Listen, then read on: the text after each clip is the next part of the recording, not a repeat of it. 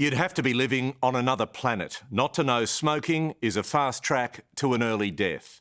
Now, even the big tobacco companies, who've lied about the harmful effects of cigarettes for years, have apparently turned over a new leaf. Last week, Tara Brown took a tour of British American tobacco in England with its chief scientist, Dr. David O'Reilly. Without a hint of irony, he was happy to state the bleeding obvious.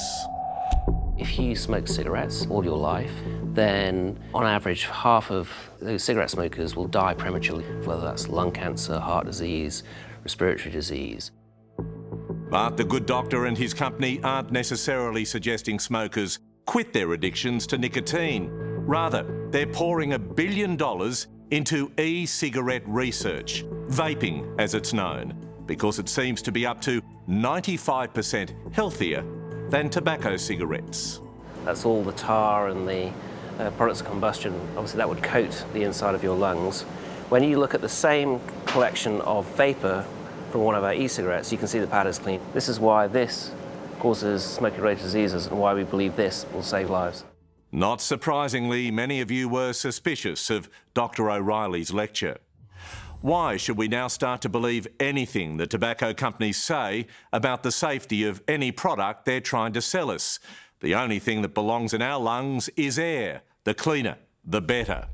And why can't they just ban cigarettes altogether? Then there would be no debate. Healthiest option for everyone. I'm guessing you've never smoked, Nessie. But remember, the craving for nicotine can be very difficult to break. I have stage 2 emphysema, been smoking 30 plus years, tried everything to stop. Then I was introduced to vaping. It's been 5 months since I had a cigarette and my health has improved dramatically. So for those people who go from cigarettes to vaping, are they just swapping one evil for another? Well, they're not, because almost all of the harm from cigarettes is due to smoke. Do you expect vaping to kill people? We've had 10 years of vaping so far. There's been no evidence of any serious harm from vaping. But in Australia, nicotine e-cigarettes are actually illegal, and the Therapeutic Goods Administration sees no reason to change the law. Even if they are 95% less harmful than cigarettes, it's still less harmful. If I cross the local freeway, it's probably less harmful if I'm hit by a car than hit by a truck, but is either desirable? I went from a $250 a week smoking habit to $8 a week vaping. It's a no-brainer why the government won't allow it. They will lose billions. There's been a lot of cynicism this week.